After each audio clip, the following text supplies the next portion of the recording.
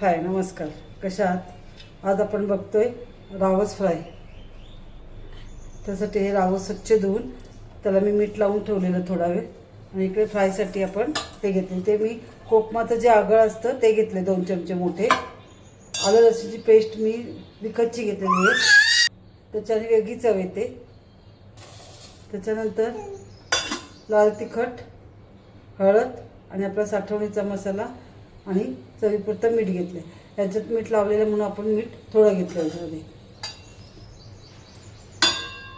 हे आगळबरोबर आधी मिक्स करून घ्यायचं व्यवस्थित.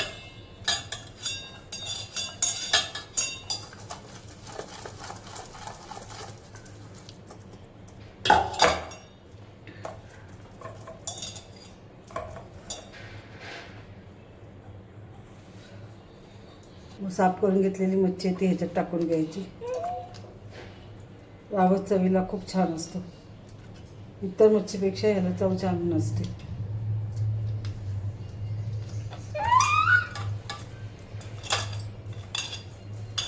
तर पूर्ण मसाला ह्याला लावून घ्यायचा. पूर्ण मच्छीला तिखट लागला पाहिजे.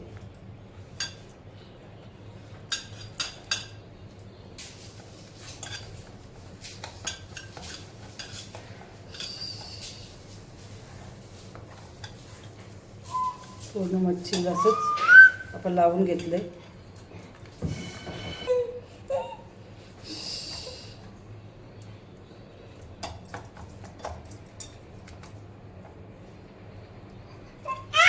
ही मच्छी आपण लावून झालेलं आहे. याला 10 ते 15 मिनिटासाठी आपण एक तर फ्रीजमध्ये ठेवलं तर चांगलं घट्ट होतं, नाहीतर नसेल फ्रीजमध्ये ठेवायचं तुम्ही साईडला ठेवलं तरी चालेल. आता आपण मच्छी फ्राय करायला घेतले. 0 नंबरचं जे एकदम बारीक रवा असतो तो घेतला थोडंसं. त्याच्यामध्ये आपण 2 वेळा त्याच्यात मीठ टाकलेलं आहे, एकदा मसाला लावताना आणि एकदा मच्छी आपण लावून ठेवलेलं मच्छीला. म्हणून आता थोडंसं साधारण फक्त ह्या मसाल्यात थोडा चव यायला पाहिजे म्हणून. तर त्याच्यात थोडंसं आपण लाल तिखट, थोडंसं कुरकुरीतपणा येण्यासाठी आपण तांदळाचं पीठ घेणार आहे थोडंसं.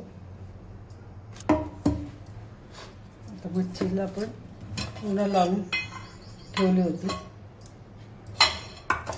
इकडे हे जे घेतले मिक्स करून घ्यावे. तवा आणि तेल दोन्ही पण गरम झाले.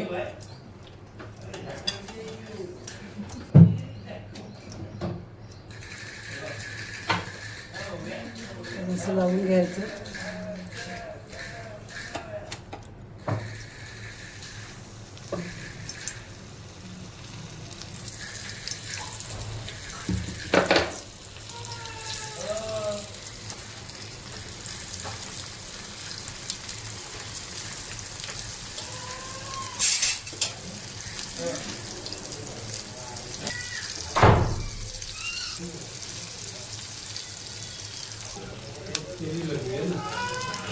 आता आपण हे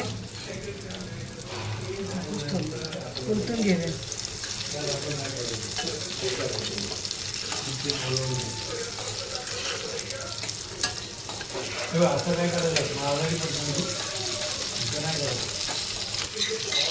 आपण परत उलटून घ्यायचं होतं.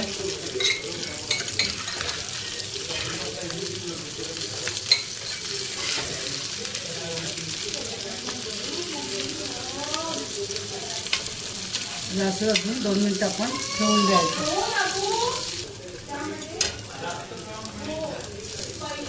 आता आपल्या मच्छी फ्राय झालेली आहे.